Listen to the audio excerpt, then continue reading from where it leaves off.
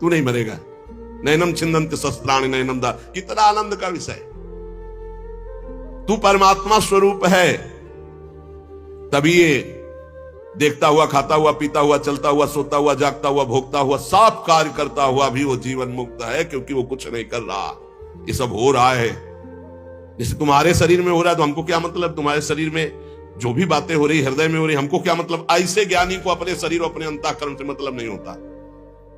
जैसे तुम्हारे कर्म बने शुभ अशुभ, हमको भोगने पड़ेंगे क्या? ऐसे ही शरीर से शुभ अशुभ बन जाए तो ज्ञानी को कोई फर्क नहीं पड़ता। बस ये थोड़ा समझ की बात है। परमात्मा में ये सामर्थ्य नहीं कि वो मेरे से अलग हो जाए, और शरीर संसार में सामर्थ्य नहीं कि मेरे से एक हो जाए। बहुत बड़े महापुरुष के वचन है। परमात्मा की सामर्थ्य नहीं कि हमसे अलग हो जाए, जैसे बर्फ की सामर्थ्य नहीं कि जल से अलग रह जाए।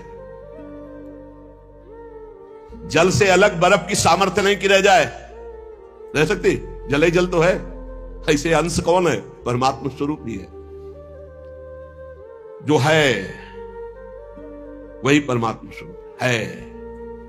शरीर मेरे काम का नहीं, शरीर मेरे काम का नहीं। शरीर फसाव वाला, दुख वाला, कष्ट देने वाला, नष्ट हो जाने वाला हमारा है ही नहीं। बोले अभी तक तो घर मकान परिवार रिश्तेदारों की बात रही, आज तो कह रहे शरीर ही हमारा नहीं है। तो छोड़ दे। तो छोड़ना और पकड़ना अपनेपन का है। तो छोड़ना न पकड़ना हमारी चीज नहीं है, सरकारी है जमीन। छोड़ो सरकारी। ना तुम इसको नष्ट करने की बात सोचो, न सजाने की बात। महलों में रखो चाहे झोपड़ी में वास दो, जैसी परिस्थिति इस शरीर की तुम चाहो। हम और आप एक, शरीर और संसार एक। परमात्मा हरदम हमारे साथ है। शरीर के साथ मौत हरदम साथ है, मृत्यु। हरदम हम अविनाशी में रहते हैं, हमारा स्वरूप अविनाशी है, और शरीर हरदम विनाशी में रहता है। खान पान जितना सब विनाशी, इसका विनाश होगा। एक बात दृढ़ता से मान लो, बड़ी छोटी है लेकिन तुम्हें जीवन मुक्त कर देगी।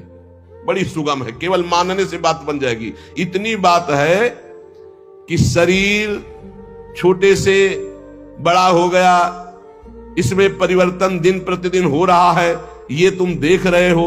ये नष्ट हो जाएगा, तुम टिकाऊ हो, ये नष्ट होने वाला। तुम्हें जितना शरीर से प्रियता है बस इसको हटा लो, इसी से तुम जीवन मुक्त हो जाओगे। बोले बड़ी छोटी बात है। अरे पूरा जीवन लगा जा रहा है, ऐसे कहां हट पा रहे। तुम परमात्मा स्वरूप हो। ये जो रूप दिख रहा है तुम्हारा नहीं है, भ्रम से तुम मान रहे हो। इसकी सत्ता नहीं तुम्हारे इस शरीर की। खास बात, केवल ये बात पकड़नी है, जितना जब तब ध्यान साधना है वो इसी बात की है। शरीर पांचों भूले देह सुध, इस शरीर से अपनापन हटा लो। ये तात्विक बात तुम्हें बता रहे हैं। ये जो तुम कहते हो मैं हूं, उस शरीर को लेकर के है नहीं, है वो है कौन? तत् त्वम अस, तुम, और कुछ नहीं। ये शरीर बहुत जादू का तमाशा। जैसे स्वप्न में भी तो शरीर होता है, जागने पर कहां रहता है। ऐसे ही ज्ञान से जगा रहे हैं कि ये तेरा स्वरूप नहीं है, ये तू नहीं है जो इसको मार सजाए घूम रहा है। मैं तो सत्ता मात्र है। अगर मैं में स्थित हो जाओगे, शरीर राग छोड़ दोगे, तो अभी सब कर्म बंधन भस्म हो जाएंगे। कल सुना था ज्ञानाग्नि के द्वारा सारे कर्म बंधन उसके भस्म हो जाते हैं। मैं के कारण हूं होने पर भी है। जिसने मैं को समझ लिया उसमें कोई फर्क नहीं पड़ता। तीनों गुणों से, तमोगुण, सतोगुण, रजोगुण से शरीर में कोई भी हरकत होती है, कोई फर्क नहीं पड़ता। बात को पकड़ लो, मेरी जीवन मुक्त अभी हो, तुम्हें कोई साधना नहीं करनी, तुम अभी जीवन मुक्त हो। संबंध में फंस गए हो, शरीर संबंध, फिर शरीर के संबंधी माता पिता रिश्ते नाते, संबंध में फंस गए हो। अरे तेरा संबंध परमात्मा से, तू परमात्मा का अंश है, काहे प्रकृति के अंश में फंस गया। लौट परमात्मा स्वरूप में। सबकी ममता ताक बटोरी, मम पद मन बांध बर डोरी। ये जितनी क्रियाएं हैं ये जड़ में हो रही, चैतन्य में एक भी क्रिया नहीं हो सकती। जड़ में हो रही है, तो मान लीजिए प्रभु, जड़ संसार में, जड़ शरीर से, जड़ अंतःकरण से ये सब हो रहा है, तुम में नहीं हो रही। अगर अस्वीकार कर दोगे तो जीवन मुक्त हो जाओगे, स्वीकार कर लोगे तो जन्म मरण के चक्र में फंसते चले जाओगे। देखो इसी को हम भक्ति से बताते हैं। अगर आप कर्म का कर्ता बनोगे तो तुमको जन्म मरण लेना ही पड़ेगा। अगर अपने कर्मों को भगवान को समर्पित करके करता नहीं तो दियम वस्तु गोविंदम तुभ्यमेव समर्पये, कर्ता को भोगना पड़ेगा, भोक्ता बनना पड़ेगा। इसलिए कर्ता तो हटना ही है, चाहे भक्ति से हटो चाहे ज्ञान से हटो। कर्तापन अहंकार तो बिल्कुल हटाना ही, यही संस्कृति का मूल है। मात्र क्रियाएं जड़ में हो रही, आप में नहीं। चेतन फंस गया जड़ की क्रियाओं का कर्ता बन के, चेतन फंस गया जड़ के विकार को स्वीकार करके। अस्वीकार कर दे बच जाएगा, मेरे में नहीं है। बड़ी शांति तत्काल मिलेगी, बिना किसी औषधि के, बिना किसी जप तप के। मेरे में काम नहीं, मेरे में नहीं। अंतःकरण में स्फुरित हो रहा, शरीर की हरकत नहीं। अभी शांति मिल जाए, अभी। ये बहुत जादू है, जादू मान लो केवल। लेकिन आप भोक्ता बन करके फिर कहोगे मेरे में काम नहीं है, तो ये रटते हुए भी तुमसे वही क्रिया बन जाएगी, भोक्ता भाव। वास्तव में काम क्रोध विकार जड़ में है, तेरे में चैतन्य में नहीं। चेतन अमल निर्मल स्वरूप तुम्हारा है, किसी साधना से निर्मल नहीं होना है, ही तुम्हारा स्वरूप निर्मल, कभी मल युक्त हो ही नहीं सकता। अंतःकरण में मल विक्षेप आवरण, तेरे में नहीं। चैतन्य निर्मल है भैया, तू चैतन्य घन है।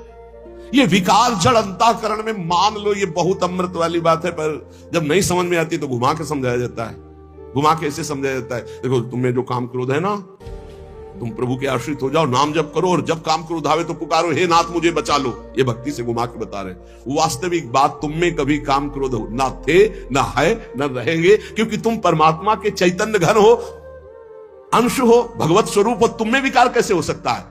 चेतन अमल सहज सुख राशि, तू निर्विकार है। पर विकार स्थिति में तू अपने को साक्षी नहीं देख करके अपने में विकार मानता है, इसीलिए तुझे भोगना पड़ता। अहंकार बड़ा सूक्ष्म है। बिल्कुल अहंकार रहित हो जाने पर हम कह रहे पूरी सृष्टि के विनाश का अगर लीला बन जाए तो एक पाप नहीं लगेगा। पूरी सृष्टि को पुण्य है तो एक पुण्य नहीं बने। पाप पुण्य दोनों से कर्ता भाव से ही भोक्ता भाव आता है। यह केवल बुद्धि के ज्ञान से नहीं होगा, इसका अनुभव करना होगा, हर समय तैयार रहना होगा। एक ब्राह्मण देव शास्त्र पढ़े थे, तो एक गाय उनके बगीचे में आ रही थी चरती हुई, तो ऐसे एक ईंट उठाई, छोटा सा टुकड़ा ऐसे मारा तो मस्तक में लगा, वो गिरी, मर गई। अब गौ हत्या प्रकट हो गई, और बड़े बुद्धिमान गौ हत्या सामने उनके आई, तो उन्होंने कहा कि मैंने तो किया ही नहीं। तो कहा कैसे, आपने तो मुझे मारा है। नहीं, बोले हाथ के द्वारा, हस्तेंद्रिय जो इसके द्वारा क्रिया बनी, ईंट उठी और आप में लगी जाकर के, मैंने तो किया नहीं। और हाथ में देवराज इंद्र का वास है, आप उनके पास जाइए। देवराज इंद्र के पास गए। इंद्र ने कहा हाथ में तो देवराज इंद्र का वास है। हाँ, बस 2 मिनट रुको, हम फाइनल करके आपको बता देते हैं। एक बड़े धनी मानी के रूप में गए, पंडित जी प्रणाम। क्या सुंदर बगीचा है पंडित जी। किसका है? बोले मैंने अपने हाथ से लगाया, मैंने सिंचाई की। मैं, वाह पंडित जी वाह, आप जैसे पुण्यात्मा पुरुष। और ये कुआं, ये बावड़ी और ये सब, अरे सब अपने हाथ की कमाई, सब अपने हाथ से किया। तो गौ हत्या किसके हाथ से हुई? देवराजेंद्र के। बगीचा लगाया तो तुम्हारे हाथ से, पुण्य कार्य हुए तुम्हारे हाथ से, और जब पाप बना तो देवराजेंद्र से गौ हत्या चढ़ इसके ऊपर। और अगर ये ज्ञान का वास्तविक स्वरूप उनके ऊपर होता तो कोई हत्या उनके ऊपर लागू होने वाली नहीं थी। लेकिन बुद्धि से ज्ञान नहीं चलेगा, उसको अनुभव में लाना पड़ेगा। वास्तव में काम क्रोध आदि विकार जड़ में होते हैं, और जड़ से इनकी क्रिया होती, चैतन्य में नहीं। अब समझ लो कि जड़ जनित क्रिया करके फिर कहोगे कि मैं ब्रह्म हूं, मैं चैतन्य घन हूं, मैंने कोई पाप नहीं किया, तो डंडा चलेंगे, तो तुम चैतन्य घन हो, तुम्हें तो पीड़ा हो रही, तुम नरक में जाओगे तो तुम्हें पीड़ा होगी, लेकिन चैतन्य घन हो। ये बुद्धि के ज्ञान चले होगा नहीं। स्वात्मा रामम विषय में तृष्णाम भ्रमयति। जब आप चैतन्य घन है तो आपके शरीर में भी किंचन मात्र विकारात्मक चेष्टा नहीं होगी। नहीं स्वात्मा रामम विषय में तृष्णाम भ्रमयति।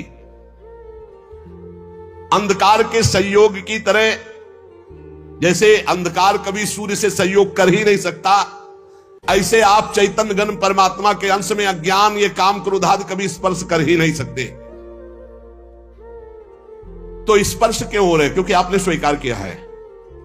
ये बहुत सुंदर बात, इसी को हमने कई बार सत्संग में कहा है। आप अपने अंतःकरण की बात किसी से मत बताइए कि आपको कोई विकार है। जब आपसे कोई पूछे तो मुस्कुरा के उत्तर दो।